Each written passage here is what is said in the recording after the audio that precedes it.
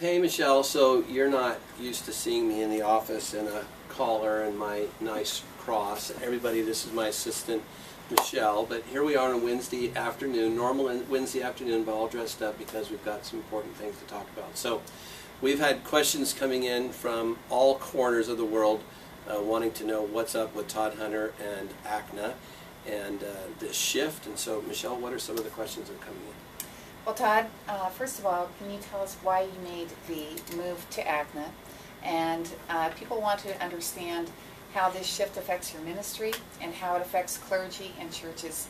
You previously served as bishop in the AMIA. So how will your current ministry as bishop change under your new role in ACNA? And secondly, what becomes of churches and clergy you were shepherding? Yeah, that's a mouthful. So let's take that one at a time, and if I forget, draw me back. Why I did this is really very simple, and I tried to say it in my statement, and that is that I'm determined to show that it is possible to do mission and unity at the same time, and that it's very possible to do mission in provincial, diocesan, or parish systems. And I'm determined to figure out how we can all do that together and to do it in unity, and that's why it's so important to me that I work both with the mission, with Para USA, and with ACNA. Now, what's the second part of that question? Basically, you previously served in the AMIA, so how does your role, current ministry as bishop, change under your role in ACNA? So my new role with the mission will be an organizational to organizational relationship where Churches for the Sake of Others will help the Anglican mission as well as Para USA or ACNA start new churches. And then as to the question is what happens to the churches and clergy that I was overseeing within the mission, well, like everybody else, they have a choice to make. Archbishop Rajay has graciously given us until August 31st to make this choice. And so all those clergy will make a choice to either go in pair or in the mission in Congo, or one of the, if multiple jurisdictions come up, to go in there, or to be in ACNA. And of course, from the point of view of C4SO, as I said in my statement, we don't mind where they go. What I'll ask all my clergy to do is engineer this decision from the mission field backwards. That if they can look me in the eye and say, I made this decision for missional and pastoral reasons, then I'm quite sure I would support it.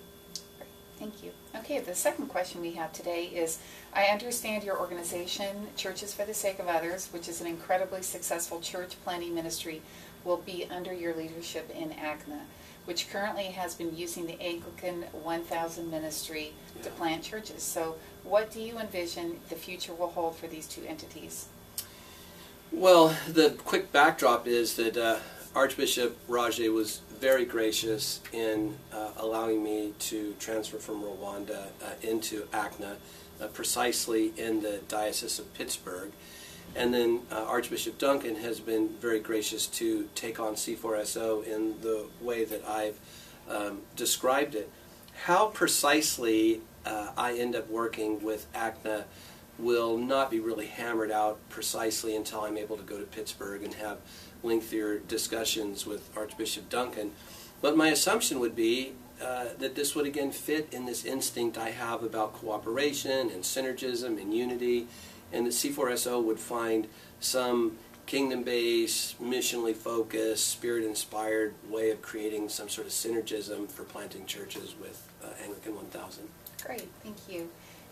The North American Anglicanism has hit a speed bump, obviously, in these last 9 months. As a church planter and someone who has been in denominations before, what wisdom can you give us to navigate around or slow down these speed bumps in the future?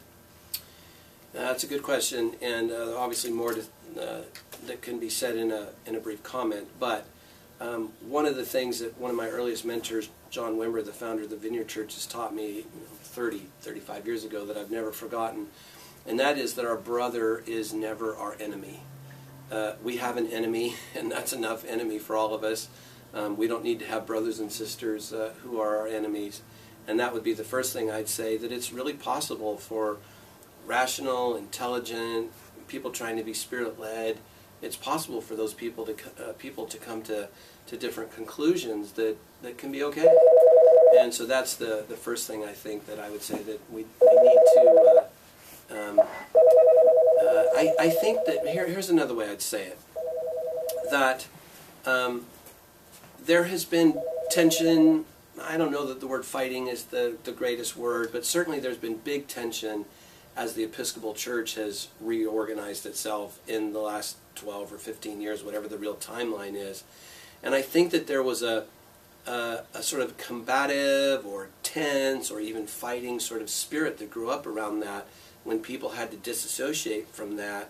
And I think that sometimes that kind of tense fighting, for lack of a better word, spirit can be hard to be let go of. And I just think we need to realize this isn't 14 years ago. This isn't even 3 or 4 years ago when ACNA was first being founded. This really is a different day. And all the evangelicals that I'm reaching that are coming into the Anglican world, they don't know anything about these fights. They don't have a dog in the hunt. They just want to be Anglicans who care about the kingdom and care about the least, the lost, the last, the marginalized, the left out. And I just think it's a new day, and there really is a new reality in the grassroots. Sometimes senior leadership has a hard time catching up to that, but I think those of us who are, quote, senior leaders, I think need to catch up to the reality that's true in the grassroots. Okay, well, thank you. Before we leave today, just any last final thoughts or a message that you want to give to all of the people that are involved in this? Yeah, I think there really is a new day here, and I don't think I created it. I don't think it has anything really to do with me or with C4SO.